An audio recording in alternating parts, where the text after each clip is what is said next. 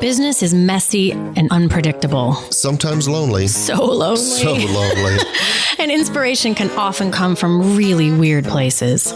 We pick up where the bullet point blogs and the highlight reels leave off. We start with the stories. Welcome back to So Here's My Story. I'm Jodi. I'm Eliot. And we're back.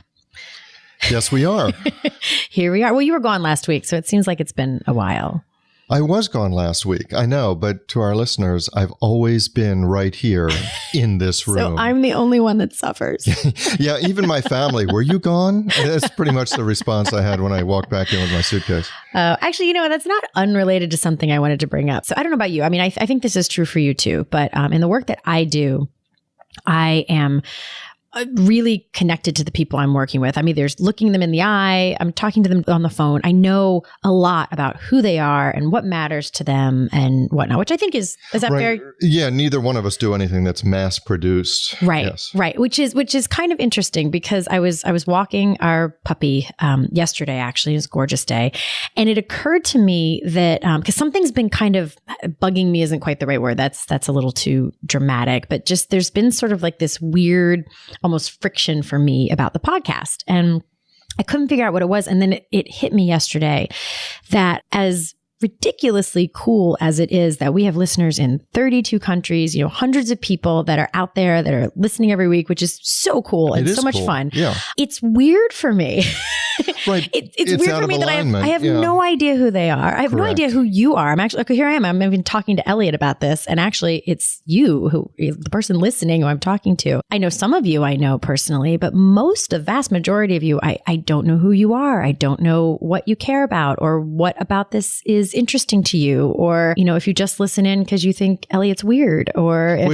Which could be a sizable part of our demographic. Yeah, it could be. So anyway, this is all leading to a request. It would be really useful to me and meaningful, I'll even say, if I actually got to hear from a few of you. It doesn't have to be some elaborate story. There's no prompt here, whether it's through Facebook or Twitter, both of which you can find us at SHMS Podcast, which I actually also even nailed down that URL as well. So you can type in sohere'smystory.com or you can just do shmspodcast.com and that will also get to our website. Any of those ways, if you would just drop me a line and say hi and introduce yourself and maybe where you're from, I don't know, like a little icebreaker or something. Well, and part of it is to help us make sure that we're actually talking about the things that matter to you. I mean, right now, we think we are, and we're getting great traction. We're getting great response.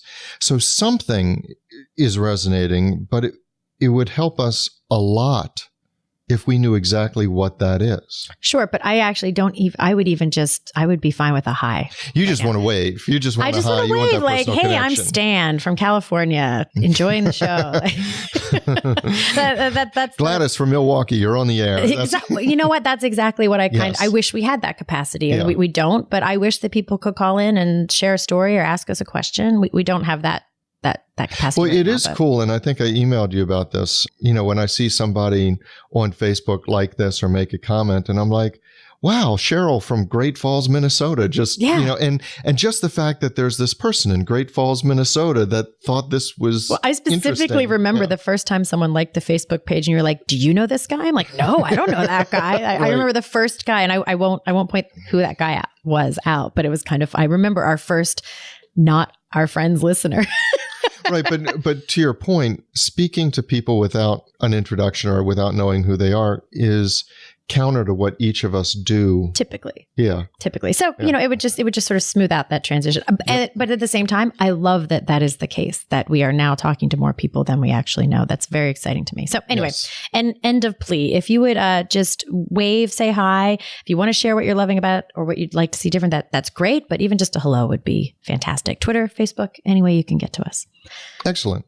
End of request from Jodi. Okay. Would you like to thank our sponsors? I would like to thank our sponsors. First feedback would be, would you stop talking so much before you get into the story? Yes. I would like to thank our sponsors. Tom Loveland and Mind Over Machines, Cat's Copy, the architecture firm of GWWO, Herbert and Ethel Inc., and Mary Craft, Staffing and HR Solutions. Thank you so much. Yay. I always want to do this like, right, that crowd sound, like, thing, yeah. Really? Okay. Anyway, so I think you said you have a story this week. I do have a story. Good, because I don't. So. And it's related to... Wait, now Jodi is actually making this sound. It's like charades because she's giving me this thing over the. It's one syllable. She wants me to do something, and I don't know what she wants me to do. Okay, sorry. All right, I'm going to go now. Go ahead. Okay, here I go. So here's my story. It's related to the fact that you said I was out of town, and what I was out of town for last week was to speak at a conference called Inbound in Boston. It's a very large sales and marketing conference. They had slightly under 22,000 attendees this year.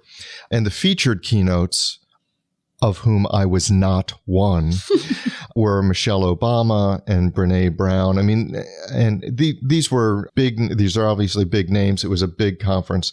And I was a speaker there, but there were, I don't know the exact number, but there's over 100 speakers there. So I don't want to exaggerate my role in it, but it was a big conference.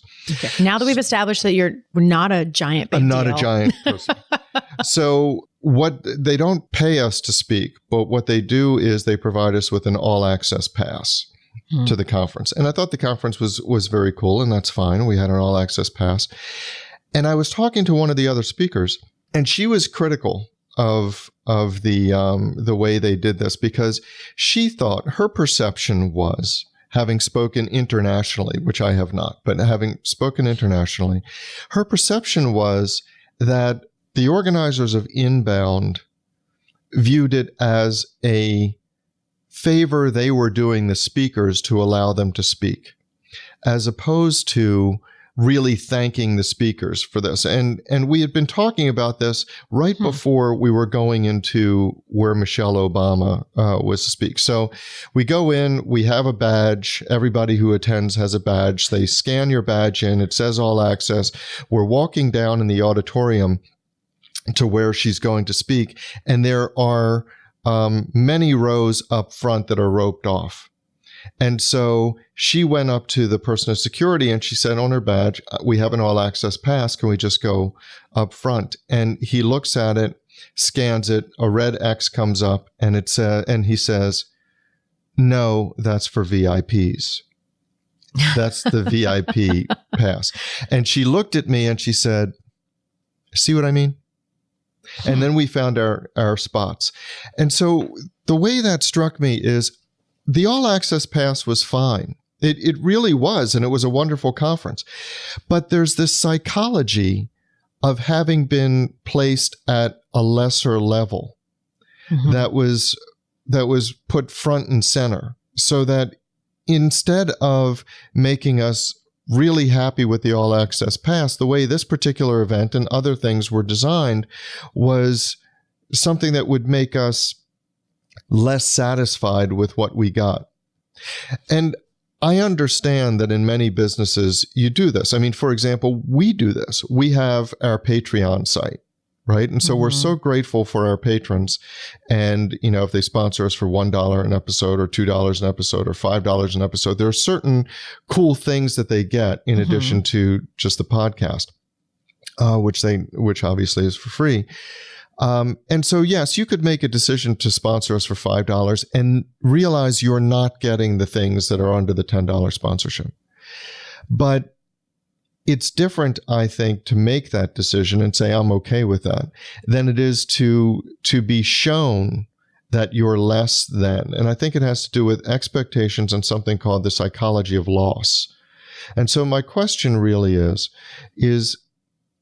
if you have different levels of service for a customer or a client, or different levels of product, or there's a prime and a gold and a platinum, how you can address the psychology of loss, whether it's useful in that it makes people go forward, hey, I don't just want the silver level, I want the gold level, or whether you've put it together in such a way that it makes people less satisfied with what they've already received.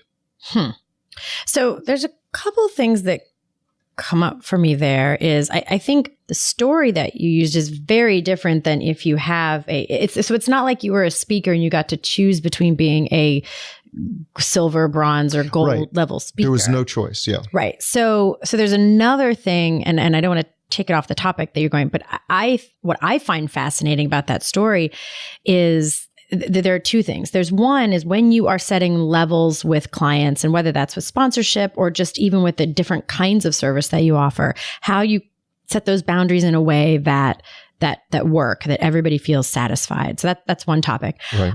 I think another really fascinating thing in there is the expectations that people choose that you have no control over. So the expectation that this person you were speaking to, like, she created that expectation all on her own without any input from inbound. Like, she had decided that it wasn't good enough, versus like they never promised you VIP seating and then took it away or didn't have it. Now, I will say there is something about the word, if you're going to use an absolute like all access pass, it really should be an all access pass. It was more of like a kind of most stuff access. Right. Well, they meant access to, I guess, all of the sessions, but they didn't mean access to everything. Right. And just for frame of reference, and this obviously speaks much more to just personality types or whatever. Like, it would have never occurred to me if I was a speaker there that it would never have been an automatic assumption of me that the VIP seating was for me. Like, it just wouldn't even have occurred to me. So I wouldn't have had that sense of loss or that like less than-ness, just because it's not how I don't think I would have thought that way. And that is actually a kind of terrifying topic, I think, as a business owner, because there are many places where people come up with expectations that you have no way of, like, and I do want to get back to, how do you set really good expectations? And then you also have to know that people are going to set them on their own and then be mad or disappointed that you don't fulfill them. Well, and to your point, that's right. I mean, there's no, nature abhors a vacuum, right? So in the absence of any kind of facts or any kind of content or any type of information, people will fill in their own story. They will put in their own information. So you're right. We weren't provided with the information as far as what all access got us and didn't get us. And so my friend had put in her own expectations. She allowed that to fill the vacuum. But here's the fascinating thing, though. If she had not, have you not been having that conversation with her right as you walked in, would you have been tweaked about the VIP seating if you weren't predisposed in that moment walking into that room? And this has a point bigger than just that question. If you had asked me, if we had just been sitting at a table and you had said, I know you have an all-access pass, but do you think that we get access to VIP seating? I would probably say no. Right. But when I walked in the auditorium and we're walking down, and somebody stops and says, those aren't for you. Mm-hmm. They're better than the level you have. Then that physical representation I won't say irritate is a strong word, because I wasn't irritated by it, but I noticed it because I thought that they had given me something really cool, but all of a sudden I walked away from that encounter with the feeling that it was less than it could have been. Yeah. And I do want to get back to the setting expectations, but I think part of setting expectations also, then you can't have that conversation without then also being ready to handle the expectations that pop up that you never would have expected. So like now, not that they like rushed to deal with this, but now all of a sudden Inbound has two speakers who are suddenly, maybe minorly disgruntled, but like there was a thing there that happened, a blip in the force. I used to attend a lot of events as part of a leadership team for a coaching organization. And we went to great lengths to try and accommodate people's dietary restrictions. Mm-hmm. And no matter how much we did that, there were always people who were disgruntled about how, like, that there wasn't more, that there wasn't like another choice. And it used gluten-free, vegan, low salt. And I won't, I actually, there are a couple stories I wish I could tell you, but I'm I'm going to stop short of sharing them because they're not my stories. Okay. But otherwise, if they're my stories, I'll tell you everything. But they're not my stories to tell. But they do go to great lengths to but it was a great lesson for me because it wasn't at that point, it wasn't my job to handle those things. And so, but I got to watch how someone did artfully handle that sort of like the expectation. That I think of it as like goldfish. Goldfish, the bigger. We're talking about the cracker or not the cracker, animal? The actual animal. Taylor, by the way, makes fun of me. She thinks I bring everything back to food. So she's going to appreciate that little question. Perfect. But okay, you're talking about the animal. Yes, the animal. That thing that like the bigger bowl you put them in, the bigger they'll get. Goldfish. Oh, okay, right. Had you not heard this? I did not know that. Oh, wow. Okay, so here's your learning point for today, Elliot. Goldfish. Excellent. If you put them in a bigger container, they get bigger. And so anyway, now I'm thinking about like is there any upside, like any mass that they'll never get past, whatever. Anyway. I would imagine if you put them in the ocean, they don't grow to the size of a continent. That was exactly my thought. I'm like, what happens if they're in the ocean? But they're not saltwater fish. Never mind. It's like you're witnessing a ADD squirrel moment, rabbit hole right here and live. But it's like that, the expectations, you can set good boundaries with them. And then sometimes the more you do, the more you give, the more they will just continue to grow. So knowing how to kind of hem them in. So let's get back to your original question though. Like in that, do you think that when there is because here's a curiosity, just by nature of having a silver, gold, actually, I want to back up for a second. I want to ask it a totally different way. What would have made that better? I think what would have made it better is if they expressed it both physically and verbally positively.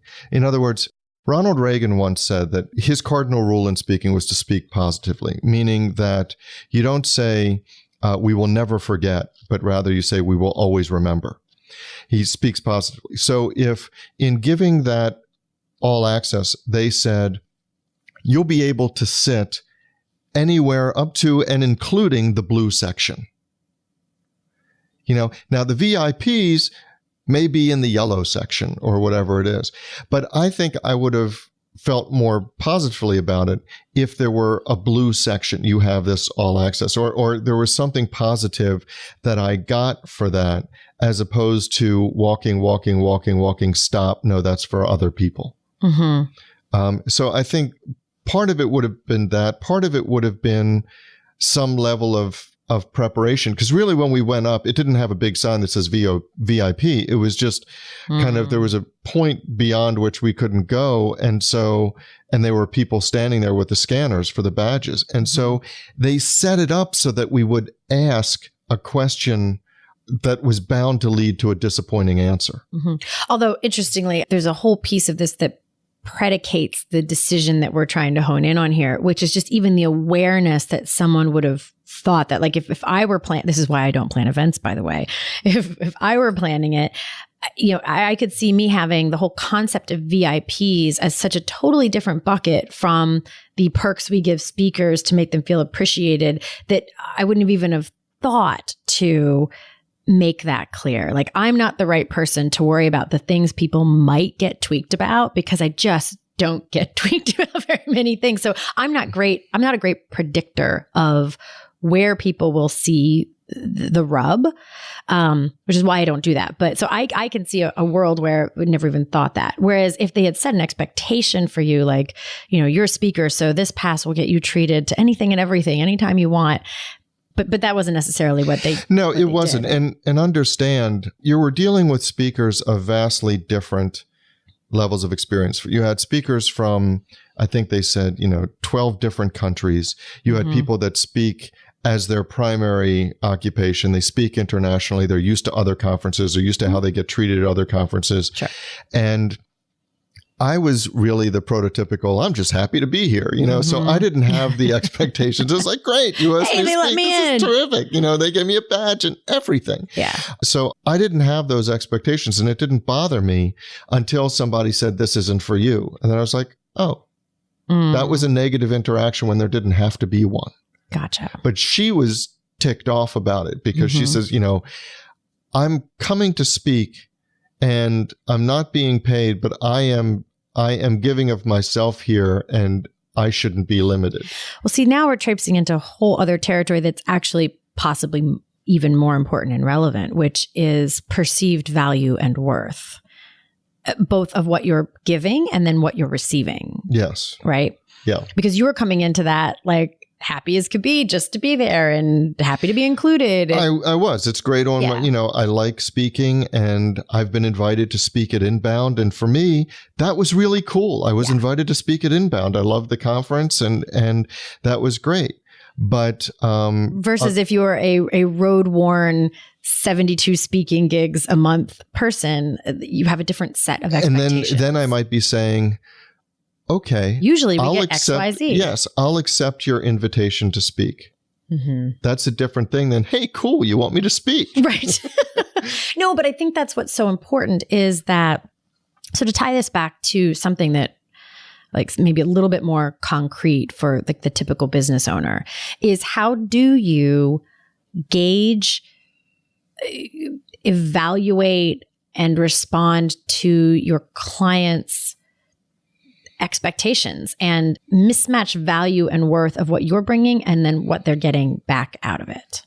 Yeah, I think that it's particularly important based upon the different levels of service. So if you have the difference between Amazon and Amazon Prime, when you're going to get your stuff, you say that expressly, you can get it in 1 day, 2 days or something like that, or you might have to wait 5 business days. And so you set the expectation because the results of the difference between those two levels is going to be noticed immediately. But I think that you have to do a really good idea of explaining the different strata and allowing people the freedom to make their choice. Yes, which is maybe where my brain fuzzes a little bit between the story and the X. So to me, if you are setting silver, gold, bronze level or something, and people can look at those and say, I want that perk, or I want that, I want to have that expectation, and that's worth it to me, so I choose that. Or if they're in the silver and they get bummed because they can't have something in the gold, they have the opportunity to choose to upgrade to that. I mean, that happens with me with software all the time. I'm like, oh, I want that functionality. All right, I'll upgrade to the other service. So there's that. I think what's tricky in business is that for a lot of us, there aren't clear ways to have bronze, silver, gold, to have an Amazon and Amazon Prime. I think if there are opportunities to make expectations that clearly delineated, you should take them. But then, especially in most like professional services types industries, I think it's much harder to be that clear in the level of expectation. I mean, I'm just thinking of the times that I can imagine people might imagine that as your lawyer, you will XYZ. And you have to manage that expectation when it comes up, be like, oh, no, that's not how this works. Well, okay. So there are certain facets of a service. So one facet could be, I expect a call back within 24 hours, says the client, right? That's my expectation. And you're right. I don't have any kind of strata. You don't have to be a gold client. You get called back in an hour, and a bronze client gets called back in 4 hours, something like that.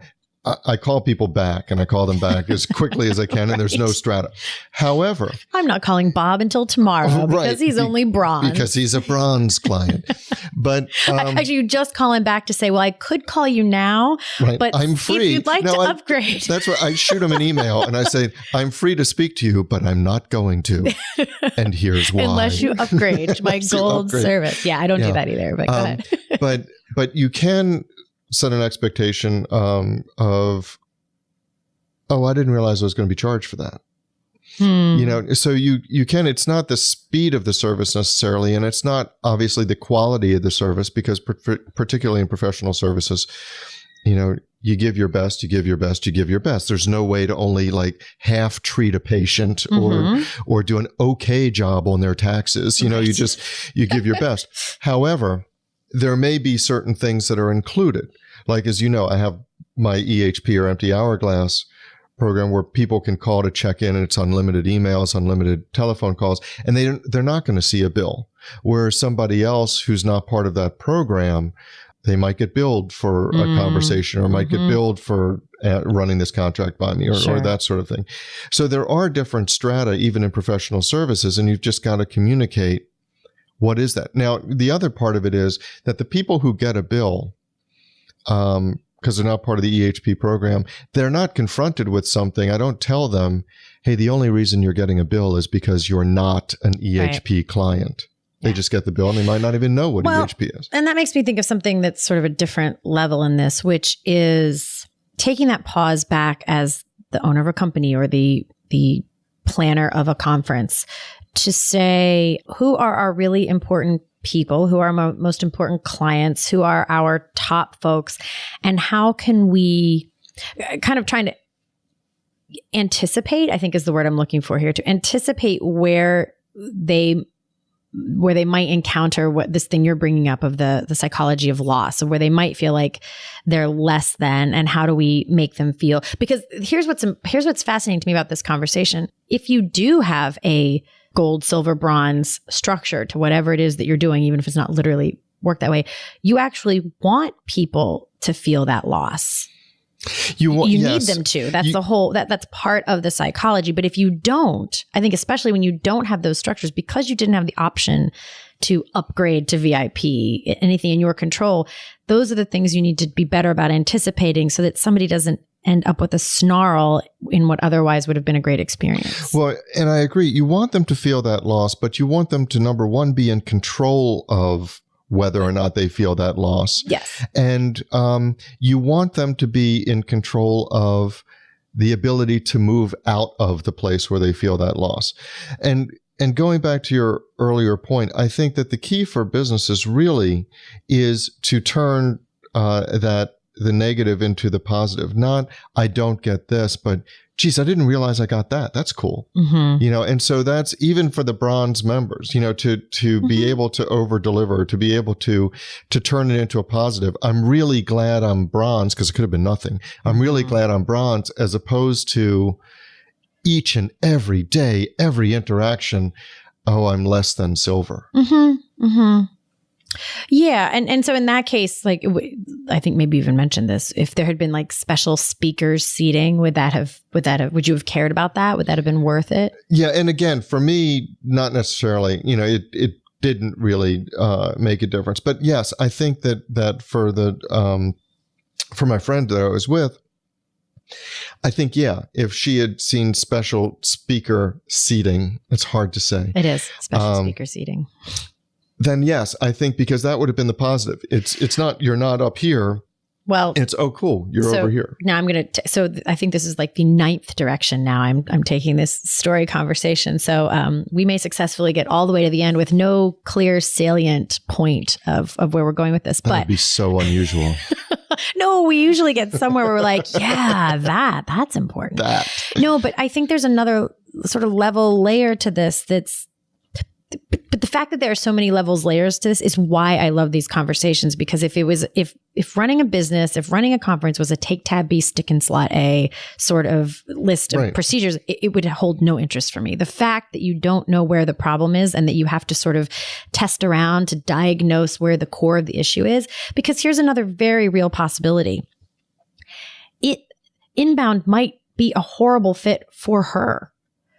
It may be. She may not be, like, if you're feeling that embittered because of the way you're being treated and the value you're getting in return, maybe she's not the right person. And maybe, and I have no idea. I'm not making that judgment here, but I think it's one of those really careful dances you have to do with feedback from your clients or your customer base, where all the feedback is really, really important. But as my friend Andrea says, I think I've even quoted her before, eat the fish, spit out the bones. You have to know what part of it is useful and nutritious and meaningful and respond to that, and what part of it says something else about that fit or whatever. No, and I agree with that. It's just that I think that you're like, no, I'm right. They did it wrong. No, I don't think they did it wrong. I agree with your point entirely, but I think that your point comes at an earlier point in time. She may not have been the right person, whatever. But at the point in time where we were at the conference. That ship has sailed. She's made the decision. They've invited her. She's accepted. That ship has sailed. Now, the challenge for inbound, just as the challenge for any business, is how do I make people really happy with the decision they've already made?